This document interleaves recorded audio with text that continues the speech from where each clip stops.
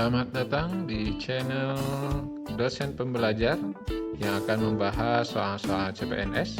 Dan insya Allah di pertemuan kali ini kita akan membahas soal-soal tes wawasan kebangsaan.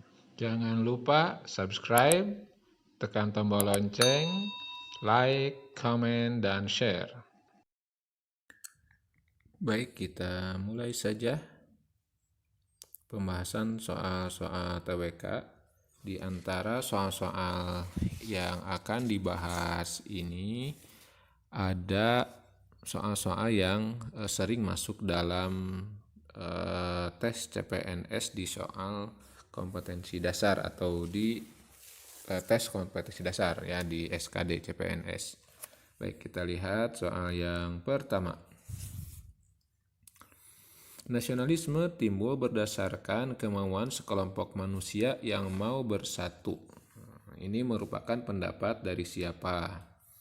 Nah, tentang pendapat-pendapat ini tentu kita tidak bisa menjawab kecuali apabila kita rajin dan mempersiapkan membaca tentang teori-teori yang berkaitan dengan nasionalisme. Jadi soal yang pertama ini termasuk soal yang sulit kalau kita tidak pernah membaca.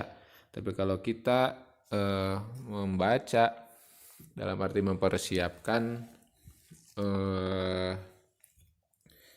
untuk mengikuti tes CPNS dan kita membaca buku tentang nasionalisme, pasti akan ada pendapat-pendapat dari para ahli. Nah, kembali lagi ke soal ini, jadi nasionalisme itu apa? Nah, menurut pendapat siapa bahwa nasionalisme itu berdasarkan kemauan sekelompok manusia yang mau bersatu? Nah, di sini ada beberapa pilihan jawaban. Yang pertama John Locke, yang kedua Joseph Ernest Renan, yang ketiga Immanuel Kant, yang keempat Otto Bauer, dan yang kelima Abraham Lincoln.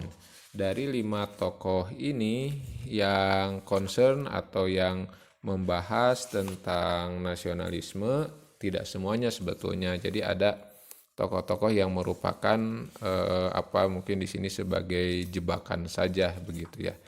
Nah, pengertian nasionalisme atau tentang nasionalisme ini dibahas oleh beberapa ahli. Ada 5 sebetulnya tokoh yang sering disebut. Yang pertama Otto Bauer, yang kedua Ernest Renan, yang ketiga Hans Koch, yang keempat Stoddard, dan yang kelima John Smith. Nah, dari 5 tokoh ini maka ada tokoh-tokoh yang tidak tersebutkan. Yang pertama John Locke, yang kedua Immanuel Kant, dan yang ketiga Abraham Lincoln. Ini tokoh-tokoh yang mungkin bisa dikatakan tidak membahas secara khusus tentang nasionalisme dari aspek definisi misalnya, walaupun ya tentu dalam perannya sebagai seorang filosof, sebagai seorang tokoh seperti Abraham Lincoln, ya ini Presiden Amerika yang berperan penting dalam menumbuhkan nasionalisme di Amerika. Nah, tapi dia tidak pernah membahas teori tentang nasionalisme, maka jadi tidak termasuk. Maka tinggal tersisa 2 pilihan, siapa yang memiliki pendapat bahwa nasionalisme itu tumbuh atau timbul berdasarkan kemauan sekelompok manusia yang mau bersatu. Nah, jawabannya adalah bahwa siapa yang menyebutkan bahwa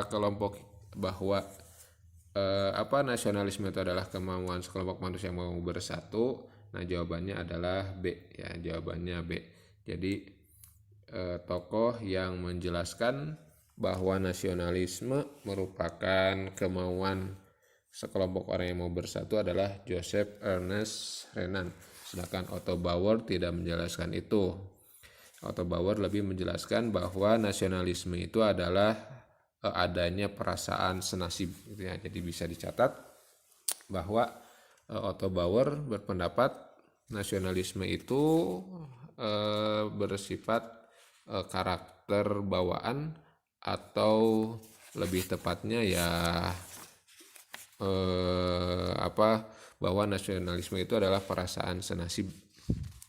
Baik, itu soal yang pertama. Kemudian soal yang kedua, perhatikan pernyataan-pernyataan di bawah ini. Yang pertama, adanya campur tangan bangsa lain. Kedua, adanya tekad bersama. Nah, ini salah ketik, adanya tekad bersama. Yang ketiga, adanya ikatan wilayah yang sama. Dan yang keempat, adanya ikatan senasib sepenanggungan. Nah, pernyataan-pernyataan di atas merupakan dasar dari sebuah A. Ciri nasionalisme, B. Unsur nasionalisme, C. Faktor nasionalisme, D. Hakikat nasionalisme, dan E. Teori nasionalisme. Nah, termasuk apakah atau dasar apakah keempat pernyataan tadi? Adanya campur tangan bangsa lain, adanya tekad bersama, adanya ikatan wilayah yang sama, dan adanya ikatan senasib sepenanggungan. Nah, dilihat dari kata-kata yang digunakan, sebetulnya kita pun bisa sedikit kita bisa sedikit memprediksi begitu ya. Kira-kira ini maksudnya ke ciri, unsur, faktor, hakikat atau teori. Ya, kalau hakikat tentu ini lebih ke definisi ya, pada akhirnya hakikat itu, jadi kita bisa coret pilihan hakikat.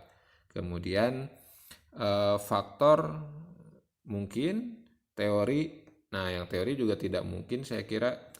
Kemudian artinya tersisa 3 pilihan, apakah ini ciri nasionalisme? Nah, saya kira kalau ciri pun tidak tepat, karena sebab ciri nasionalisme itu, atau kalau disebut ciri, itu lebih kepada pembeda gitu ya, pembeda dari yang lain. Jadi misalnya ciri nasionalisme adalah mau berkorban, atau misalnya membela ketika negara kita dihina. Nah, itu namanya ciri. Nah, ini kan tidak ada ciri yang disebutkan. Bahkan di sini ada ada yang kontradiktif begitu ya dengan ciri. Misalnya pernyataan pertama itu menyatakan adanya campur tangan bangsa lain. Masa ciri nasionalisme itu adanya campur tangan? Maka ini tidak termasuk. Jadi tinggal tersisa 2 pilihan, apakah faktor atau unsur. Nah, dilihat dari teorinya, maka jawaban yang paling tepat adalah unsur nasionalisme, atau jawabannya adalah B. Jadi dari pernyataan-pernyataan di atas, adanya campur tangan, adanya tekad bersama, adanya ikatan wilayah, dan adanya ikatan senasib sepenanggungan, ini adalah unsur nasionalisme. Nah, itu baik, itu soal yang kedua.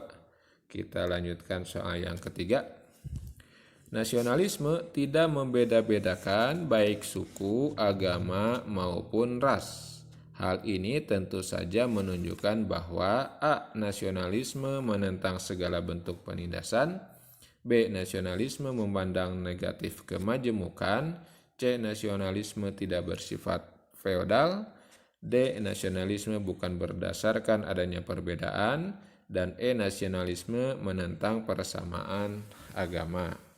Dari sini kelima alternatif jawaban ini sama dengan soal sebelumnya, ada hal-hal yang kontradiktif.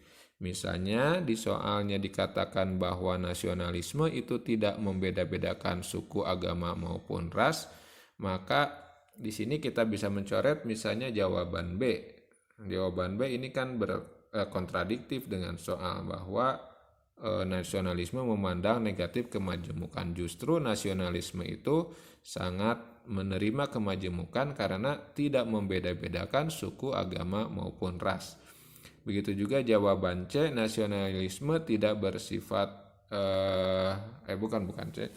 Maksud saya yang D, nasionalisme bukan berdasarkan adanya perbedaan. Justru nasionalisme itu tumbuh karena adanya perbedaan, tetapi perbedaan itu tidak menjadikan pihak-pihak yang berbeda saling bertentangan atau saling bermusuhan, tetapi perbedaan-perbedaan itu menyatukan perasaan yang sama, baik itu perasaan sama-sama ditindas, atau sama-sama dijajah, atau memiliki apa ya, perasaan ada di wilayah yang sama walaupun memiliki perbedaan.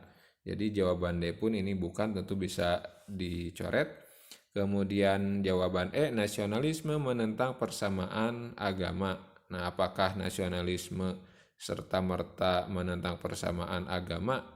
Tentu ini pun bertentangan dengan soal, karena nasionalisme tidak menentang persamaan agama, bahkan menerima dan tidak membeda-bedakan agama. Maka jawaban E pun ini sudah tidak termasuk.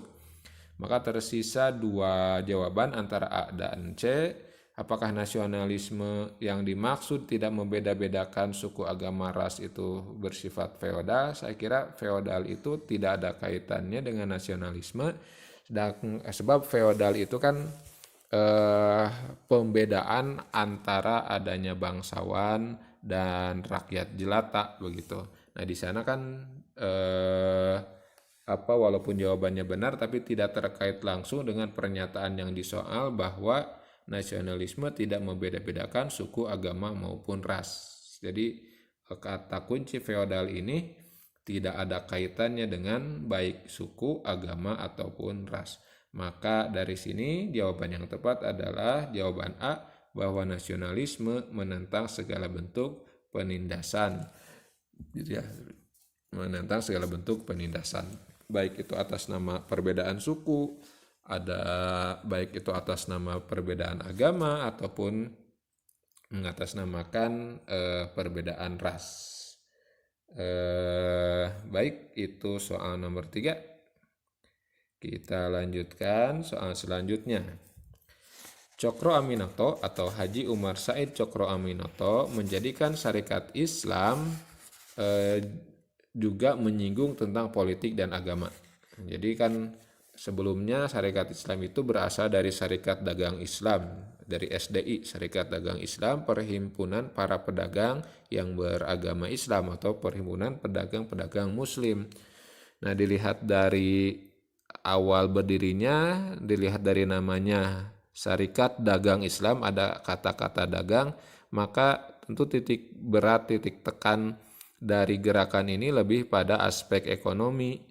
Tapi Cokro Aminoto menyinggung juga tentang politik dan agama. Jadi artinya Cokro Aminoto melebarkan, meluaskan organisasi Syarikat Dagang Islam bukan hanya bergerak di bidang ekonomi tetapi juga di bidang yang lain. Makanya namanya pun berubah menjadi Syarikat Islam, kata dagangnya dihapus. Hal ini tampak dalam kegiatan SI yang menaruh perhatian besar terhadap unsur-unsur politik dan menentang ketidakadilan serta penindasan yang dilakukan oleh pemerintah kolonial. Nah, jadi SI yang asalnya pergerakan yang dihimpun oleh para pedagang kemudian berubah dan menaruh perhatian besar terhadap urusan politik dan agama. Bahkan dengan semangat agama ini, Cokro Aminoto dengan syarikat Islamnya menentang penjajahan, ya, dan tentu kata-kata menentang penjajahan ini di dalamnya termasuk unsur politik. Nah, hal ini merupakan cikal bakal dari munculnya sikap titik-titik terhadap negara. Sikap apa? Nah, tentu adanya keinginan untuk merdeka, gitu ya, adanya keinginan untuk menghilangkan ketidakadilan. Nah, ini jawabannya adalah nasionalisme, sebab fasisme tidak mungkin, ya. Kalau patriotisme sih mungkin, pilihannya antara patriotisme dan nasionalisme, walaupun yang tepat adalah nasionalisme, sebab fasisme, gospelisme, dan imperialisme ini maknanya adalah penjajahan semuanya. Jadi kontradiktif, tidak sejalan dengan pernyataan pada soal yang mana syarikat Islam ini menaruh perhatian besar terhadap unsur politik dan menentang ketidakadilan. Nah, lebih kepada nasionalisme, sebab patriotisme lebih jauh atau perbedaan maknanya dengan nasionalisme. Patriotisme itu sifat berani, rela berkorban dan lain-lain. Kalau nasionalisme lebih sejalan dengan anti kolonial begitu ya. Baik, itu soal yang keempat.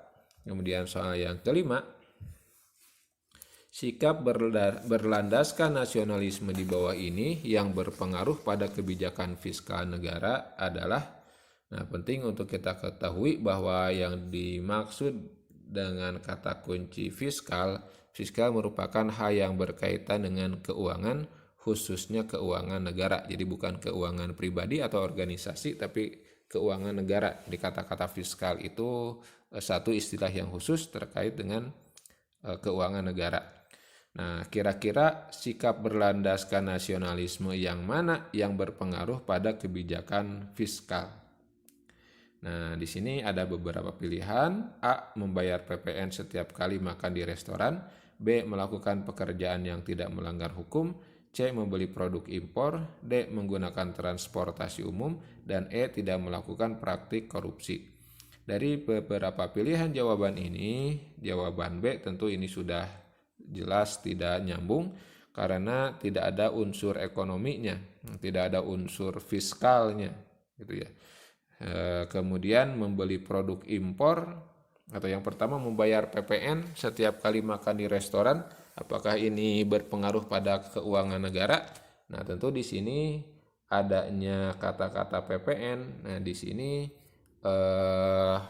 terkait langsung sebetulnya dengan keuangan negara, sebab yang namanya pajak penambahan nilai yang diterapkan oleh pemerintah di restoran-restoran misalnya, ya tentu ini ada pengaruh pada fiskal.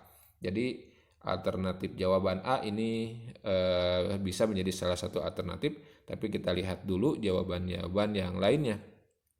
Jawaban C, apakah membeli produk impor ini pengaruh terhadap fiskalnya besar? Tentu saya kira tidak, sebab yang namanya barang impor dari luar negeri itu memang berpengaruh kepada keuangan negara, tapi pada saat masuk, sedangkan ketika kita membeli itu sudah tidak ada pengaruhnya terhadap keuangan negara gitu. Jadi impor itu masuk ke keuangan negaranya ya di saat barangnya masuk ke negeri kita. Sedangkan ketika kita membelinya itu tidak ada kaitan langsung terhadap fiskal. Jadi gak ada bedanya ketika kita membeli barang impor dengan barang lokal gitu ya, secara fiskal kepada negara. Kecuali pada saat barang itu masuk ke dalam negara, maka tentu ada pengaruhnya. Tetapi ketika kita membeli ya tidak ada hubungan secara langsung, maka jawaban C juga kurang tepat.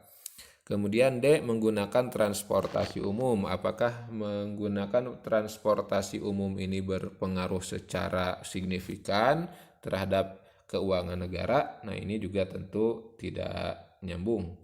Karena ya transportasi umum ya mungkin efeknya lebih kepada mengurangi kemacetan dan lain-lain, mengurangi timbal, mengurangi polusi. Jadi tidak ada kaitan langsung dengan kebijakan fiskal negara begitu, tidak ada kaitan secara langsung. Kemudian yang pilihan yang E, tidak melakukan praktek korupsi. Nah, tidak melakukan praktek korupsi. Ini apakah berpengaruh langsung kepada kebijakan fiskal negara? Maka praktek korupsi memang berpengaruh kepada keuangan negara, tetapi ini tidak terkait langsung begitu ya, tidak terkait langsung. Artinya ketika kita tidak melakukan korupsi, apakah keuangan negara berpengaruh signifikan? Ya tidak gitu ya. Ketika kita tidak korupsi ya keuangan negara ya keuangan negara. Artinya tidak terpengaruh secara langsung.